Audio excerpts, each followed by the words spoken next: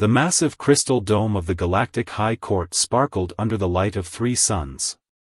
Inside, hundreds of alien species watched as guards brought in the accused, a human male named Jack Miller. He walked with steady steps despite the energy restraints around his wrists, his plain prison uniform standing out among the colorful robes of the alien spectators. The Chief Justice, a tall being with silver scales, looked down from the floating platform. The court will now hear the case of the Galactic Council versus human Jack Miller, accused of illegally settling on the forbidden world of NK-435, classified as a Class 12 Deathworld. Whispers filled the chamber.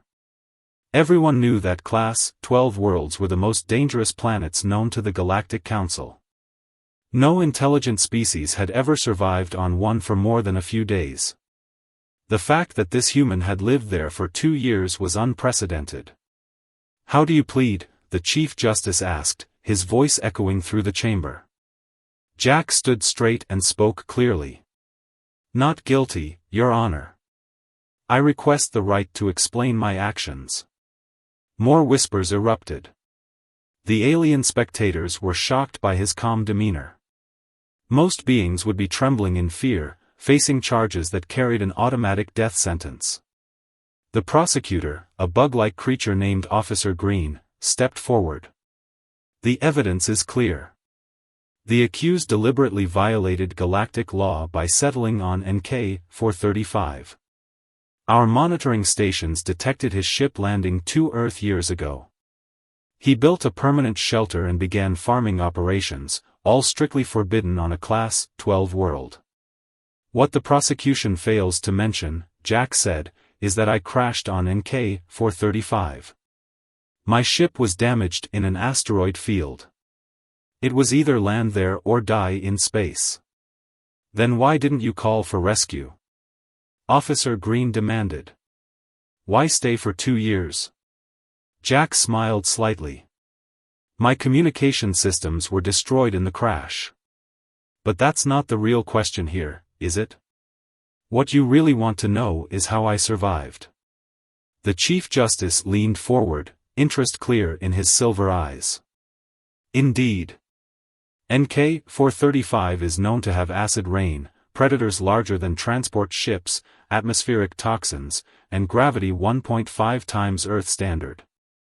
No recorded species has survived there for more than 7 days.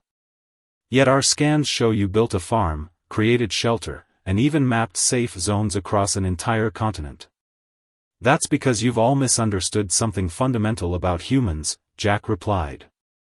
"You classify worlds based on danger levels to the average galactic species. But humans? We evolved on what you'd call a Class 10 death world." Shocked gasps filled the chamber. Earth's classification had been kept secret when humans joined the Galactic Council, to prevent panic. "Impossible." Officer Green chittered. "No intelligent species could evolve on a Class 10 world. The conditions would prevent the development of civilization." Jack shook his head. "Earth has extreme temperature variations, thousands of venomous creatures, natural disasters, and areas of such high radiation that they were uninhabitable. We didn't just survive there, we thrived. We learned to adapt, to overcome, to turn hostile environments into homes." The Chief Justice's scales rippled with interest. "Are you claiming that NK-435's conditions were manageable for you?" "Manageable?" Jack laughed. "The gravity made me stronger. The predators? No worse than Earth's ancient megafauna. The acid rain? We dealt with worse during our Industrial Revolution. The toxins? My liver handled them fine after the first month." The court erupted in chaos. The idea that a species could not only survive but adapt to such conditions challenged everything they thought they knew about biological limitations. The Chief Justice raised his hand for silence. "This case requires further investigation. The court will recess for 1 standard day while we verify the accused claims about Earth's classification and human biological capabilities." As the guards led Jack out, he noticed the changed looks from the alien spectators. Where there had been contempt before, now he saw fear mixed with awe. They were finally beginning to understand what humanity had been politely hiding since joining the galactic community. Earth's children were far more resilient than anyone had imagined. The next day, the Galactic High Court was even more crowded. News of the human who survived a Class 12 Deathworld had spread across the galaxy, drawing diplomats, scientists, and curious observers from dozens of species. Jack stood calmly as the Chief Justice reviewed the overnight findings. The silver-scaled being's expression was unreadable as he studied the holographic displays floating before him. The court has verified the accused claims about Earth, the Chief Justice announced. What we have discovered is disturbing. Officer Smith of the Human Defense Force, you may present your testimony. A tall human woman in a crisp military uniform stepped forward. Thank you, Your Honor. I am here to provide context about humanity's evolutionary history and capabilities. The prosecutor, Officer Green, objected immediately. This is irrelevant. The law clearly states that settlement of Class 12 worlds is forbidden, regardless of species capabilities. Objection overruled, the Chief Justice declared. The court must understand the full context. Proceed, Officer Smith. Smith activated a holographic display showing Earth. What you know as Earth today is a Class 6 world, carefully terraformed and managed over thousands of years. But during humanity's evolution, it was indeed a Class 10 death world. We faced predators that could crush titanium hulls, weather that could flash freeze or burn flesh in seconds, and natural disasters that could reshape continents. She changed the display to show ancient Earth creatures. These are some of the beings we evolved alongside: megapredators, venomous creatures, and organisms that would be classified as planet-killing threats on most worlds. We didn't just survive them, we hunted them to extinction. The court chamber filled with uneasy murmurs. The concept of hunting Class 10 threats was beyond comprehension for most species. Furthermore, Smith continued, humans possess biological adaptations that the Council has previously classified as engineered military features in other species. Our endurance running capabilities, rapid healing, and ability to survive extreme temperature variations are all natural traits. Jack stepped forward. If I may demonstrate? At the Chief Justice's nod, he asked the guards to remove his restraints. Then he did something that made several alien spectators faint. He deliberately broke his own finger. Watch, he said calmly. The court's medical scanners showed his body immediately beginning the healing process. In 2 weeks, this will be fully healed. We call it adaptive cellular regeneration. It's why I survived the toxic atmosphere on NK-435. My body simply adapted. Officer Green chittered nervously. This is precisely why humans must be controlled. They are walking weapons. No, Jack replied firmly. We're survivors. When I crashed on NK-435, I didn't see a death sentence. I saw a challenge. The acid rain? I collected it, filtered it, and used it to power my equipment. The giant predators? I studied their patterns and used them to guard my settlement against smaller threats. The toxic plants? After careful testing, I found several with medicinal properties. He activated his own holographic display, showing recordings from his time on the planet.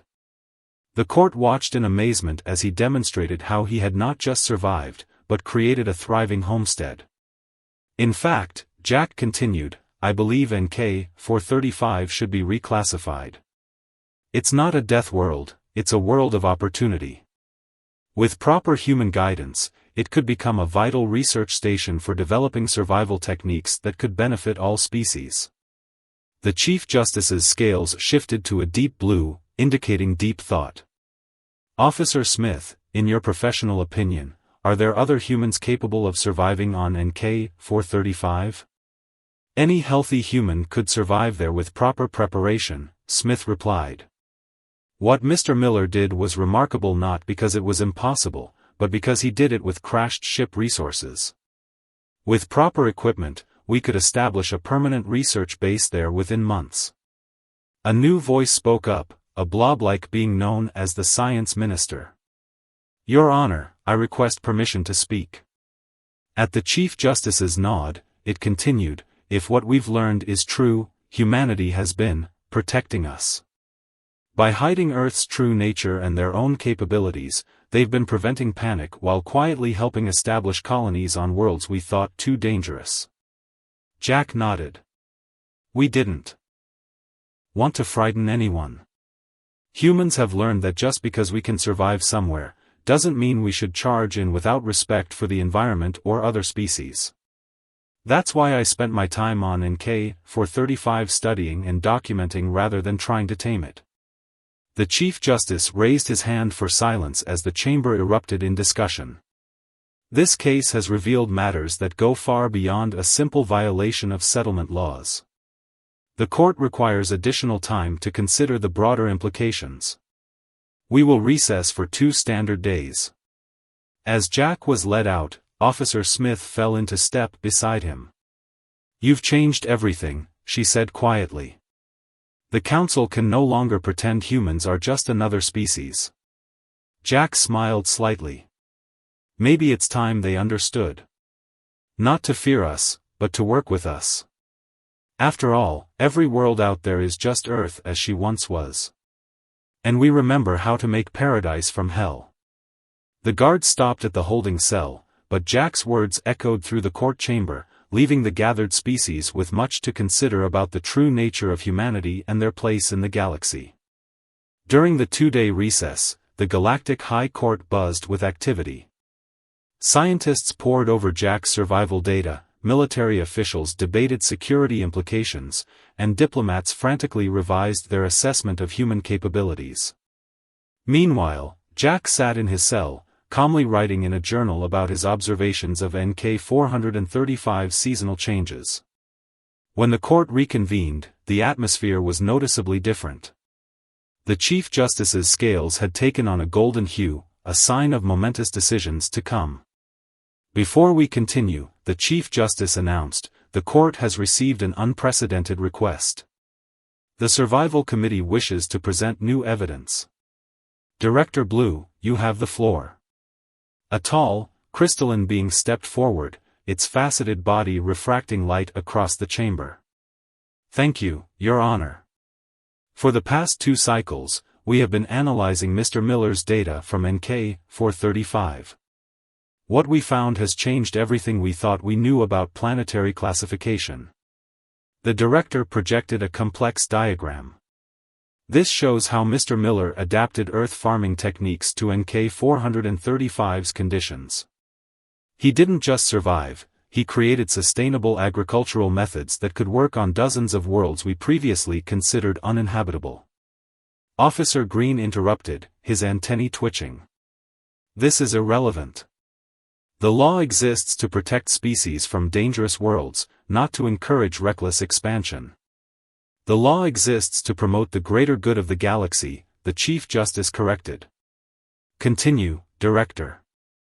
Thank you, Blue's crystalline form sparkled.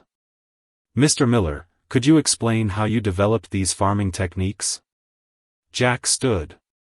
It was simple observation and adaptation. Earth plants evolved alongside animals and weather just as devastating as NK-435's. I brought seeds from hardy Earth plants, wheat, potatoes, bamboo. Then I studied which local plants survived the acid rain and toxic soil. By combining their characteristics through careful grafting and selective breeding, I created hybrid crops that could thrive there. He displayed images of his farm, strange, twisted plants with metallic-looking leaves, bearing familiar Earth vegetables protected by alien outer shells. These hybrids are actually more nutritious than Earth crops. The high mineral content of NK-435 soil enriched them with rare elements beneficial to most carbon-based life forms. The science minister's blob-like form rippled with excitement. Do you understand what this means? Worlds we dismissed as uninhabitable could become valuable agricultural centers. But, only with human guidance. Which brings us to the military implications, a new voice growled. The defense minister, a massive reptilian being, stepped forward. If humans can survive and thrive on Deathworlds, they could establish bases in locations impossible for other species to attack, or defend against. The chamber grew tense. Jack raised his hands in a peaceful gesture. Or we could help establish monitoring stations on dangerous worlds to warn of natural disasters, research centers to study extreme environments, and emergency shelters for ships damaged in deep space. These worlds aren't just military assets, they're opportunities to expand our understanding of life itself. Officer Smith stepped forward again. The Human Defense Force has already drafted protocols for cooperative development of Class 10 and above worlds. We propose joint human-alien teams, sharing our survival expertise while benefiting from other species' technological advances. The Chief Justice's scales rippled thoughtfully. This brings us to the core question, not just of this case, but of humanity's place in the galaxy. When humans joined the Galactic Council, they presented themselves as a modest spacefaring species. Now we learn they are capable of feats we considered impossible. We didn't lie, Jack said quietly. We just didn't want to frighten anyone. Humans have a long history of being feared for our capabilities. We wanted to be accepted as equals, not seen as threats. And yet, the Chief Justice continued, you violated our laws by remaining on NK 435. I broke the letter of the law to honor its spirit, Jack replied. The law exists to protect life. If I had evacuated immediately after my crash, all my knowledge of NK 435 would have been lost. Instead, I chose to study, document, and understand the planet. That knowledge could save countless lives. Director Blue's crystalline form pulsed with light. The Survival Committee requests that instead of punishment, Mr. Miller be appointed as head of a new research initiative. His experience on NK 435 is invaluable. The defense minister growled again. And if we discover humans have other hidden capabilities? What then? Then. We'll share those too, Officer Smith interjected. Humanity is ready to be fully transparent about our abilities, and our limitations. We're not invincible. We're just adaptable. The Chief Justice raised his hand for silence. This case has evolved far beyond a simple legal violation. We are now discussing the future relationship between humanity and the rest of the galactic community. The court will recess one final time to consider all implications. Tomorrow, we will not just render judgment on Mr. Miller, but potentially reshape our understanding of what is possible. As the chamber emptied, Jack turned to Officer Smith. Do you think they're ready for the whole truth? Smith glanced around at the departing aliens. They'll have to be. Because after this, there's no going back to pretending we're just another species. Jack nodded, looking out the crystal dome at the three suns. Maybe that's for the best. Humanity has always been at its finest when facing challenges openly, together with others. It's time the galaxy understood that Earth's greatest gift to her children wasn't our strength or resilience. Oh? Smith raised an eyebrow. What was it then? Jack smiled. The understanding that no world is truly uninhabitable. There are only worlds we haven't learned to call home yet. The final day of the trial dawned with all three suns aligned, a rare event that many species considered an omen. The Galactic High Court was filled beyond capacity, with holographic projections allowing millions across the galaxy to witness the proceedings. Jack stood before the court in a new uniform provided by the Human Defense Force, his previous prison garb deemed inappropriate given the trial's historic significance. Officer Smith stood beside him, while Director Blue and various ministers took their positions in the observation rings. The Chief Justice entered, his scales now a deep purple, a color none of the gathered species had seen before in his kind. The chamber fell silent. Before rendering judgment, the Chief Justice began, "The court has received requests from multiple planetary systems to present testimony. We will hear 3 representatives." A floating platform carried forward a being of pure energy contained within a specialized field. "I am Ambassador Light from the Helios system. Our worlds border 3 Class 11 Deathworlds that have prevented our expansion for millennia. Mr. Miller's techniques could revolutionize our civilization's future." Next came a small, insectoid creature. "I represent the mining consortium. There are countless mineral-rich worlds we cannot access due to extreme conditions. Human assistance could unlock resources vital to the galaxy's development." Finally, a massive aquatic being spoke through a translator. "The Deep Worlds Alliance has studied Mr. Miller's adaptations. His methods of surviving toxic atmospheres could help us colonize gas giants. We support not only his acquittal but the immediate formation of a human-led exploration initiative." The Chief Justice nodded. "The court has also received classified testimony from the Science Council regarding Earth's true history. Officer Smith, you may now reveal the final piece of information your government has withheld." Smith stepped forward, her expression serious. "What we haven't told you is that Earth wasn't always a Class 10 world. It was initially a Class 6, like most habitable planets. It became a death world through natural and artificial disasters. Humanity didn't just evolve on a death world, we survived our world becoming one." The chamber erupted in shocked discussions. The science minister's blob-like form rippled violently. "You mean, you watched your world transform into a death trap, and instead of evacuating, you adapted?" "We had no choice," Smith explained. "We hadn't developed space travel yet. When our industrial revolution poisoned the air, we developed filtration. When our weapons scarred the land, we created restoration ecology. When our actions changed the climate, we engineered new agricultural methods. Every catastrophe taught us new ways to survive." Jack stood. "That's why I succeeded on NK-435. Everything that made it deadly was something humanity had already faced and overcome. The acid rain? No worse than industrial pollution. The radiation? Similar to our nuclear disasters. The predators? Like our own world's apex hunters. But more importantly," he continued, "I documented everything.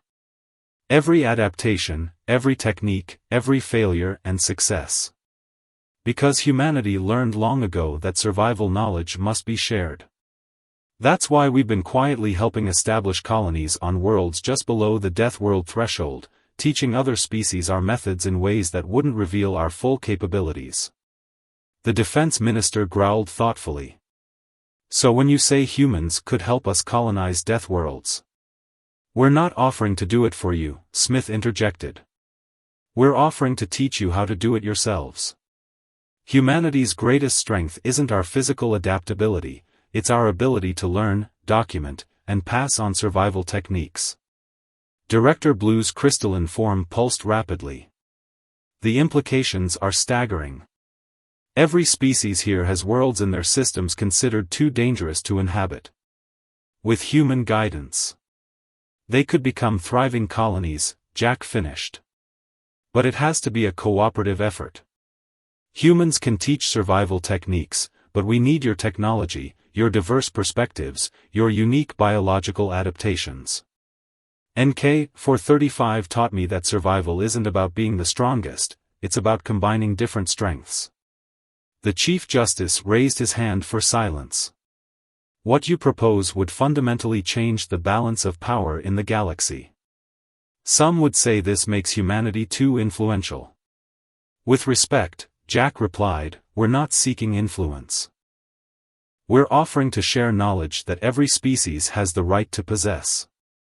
The galaxy calls these planets death worlds, but we see them differently. Their challenge worlds. Their opportunities to prove that life, in all its forms, can find a way to thrive.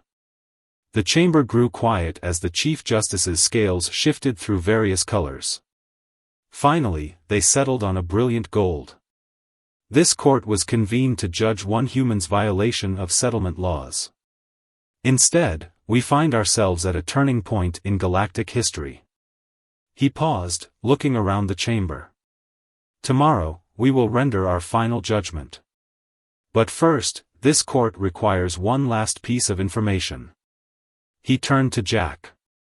Tell us, Mr. Miller, what motivated you to record and share your findings, knowing it would reveal humanity's secrets and likely lead to your arrest? Jack smiled. Because 200,000 years ago, our ancestors looked up at Earth's deadly storms, faced its terrifying predators, and didn't see death. They saw a future worth fighting for. Every human carries that legacy, the duty to prove that no world is beyond hope, no challenge is beyond solution, and no species should have to face survival alone. The Chief Justice's scales rippled with what seemed like approval. The court will reconvene tomorrow for the final judgment. And perhaps, a new chapter in galactic history. The final day of the trial saw the Galactic High Court transformed. The usually formal chamber had been modified to accommodate representatives from every known spacefaring species. The crystal dome above had been cleared to maximum transparency, allowing the light of all three suns to fill the space with rainbow refractions. Jack stood at the center, now dressed in an explorer's uniform bearing both Human Defense Force insignia and the Galactic Council's emblem, a symbolic gesture approved by both governments. Officer Smith and Director Blue flanked him, while Officer Green sat with the prosecution, his antennae twitching nervously. The Chief Justice entered, his scales shifting through colors so rapidly that several species had to look away. When he settled into his position, his scales stabilized into a previously unseen pattern of gold and silver swirls. This court has deliberated on matters far beyond our original purpose, he began. What started as a trial for illegal settlement has become a referendum on humanity's place in the galaxy, the classification of worlds, and the future of interspecies cooperation. He gestured, and a massive holographic display appeared, showing NK 435. First, regarding the original charge. Mr. Miller, you did technically violate the settlement laws. However, this court finds that your actions served a greater good. The law exists to protect life and promote the advancement of all species. Your documentation and research have done exactly that.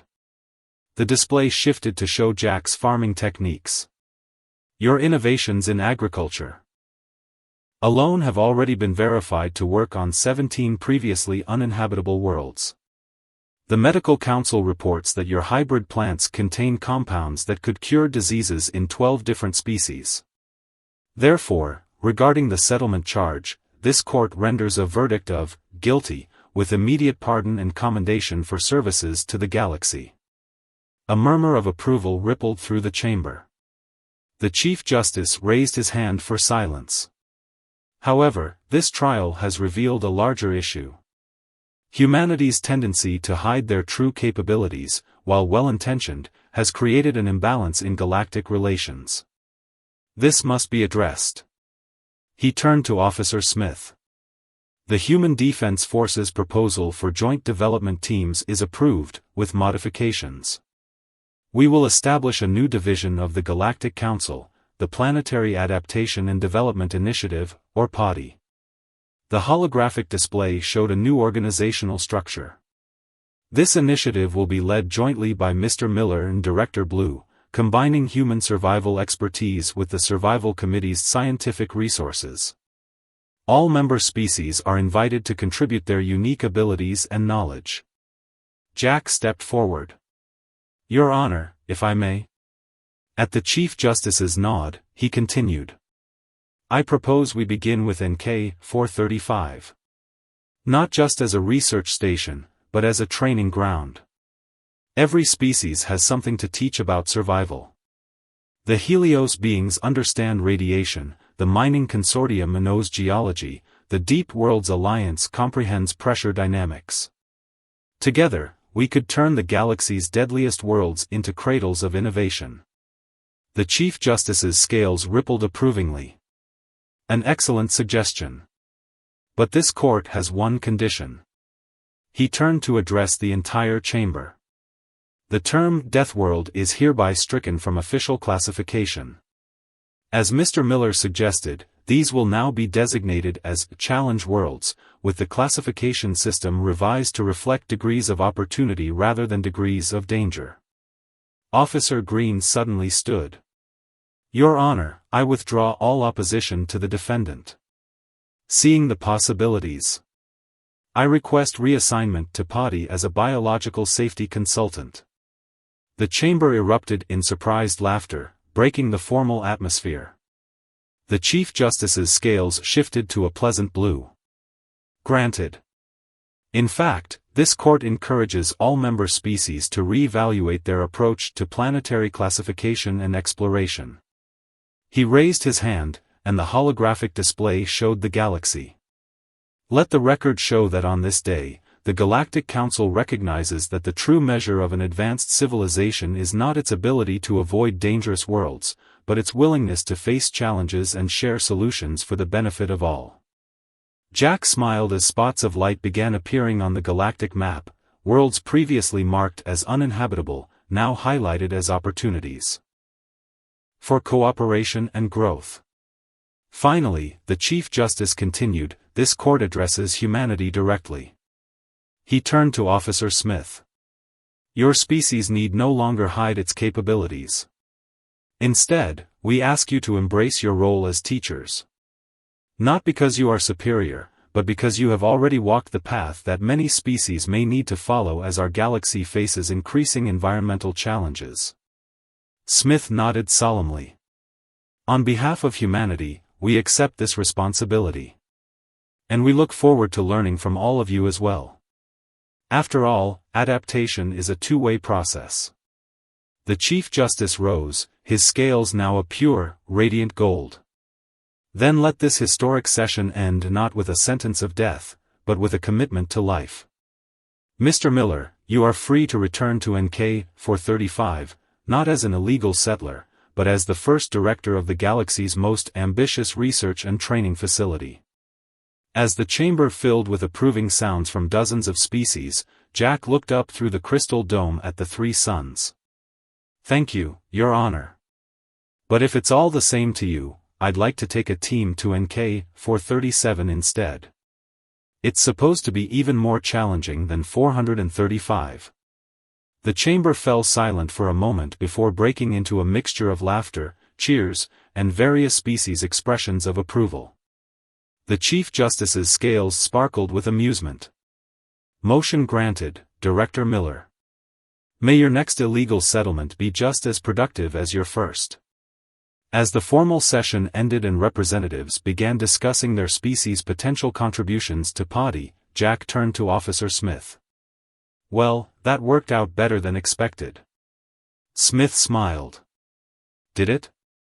Somehow I think this was your plan all along, getting caught was just your way of forcing the issue. Jack shrugged, watching as Director Blue began organizing the first planning session for NK-437's exploration. Let's just say I learned something important on that challenge world. Sometimes the best way to overcome a barrier isn't to break through it, but to show others how to climb it together, Smith finished. Above them, the three suns aligned once more, their light refracting through the crystal dome to cast a rainbow across the chamber where dozens of species are now gathered, each eager to contribute to a future where no world would be labeled as uninhabitable again.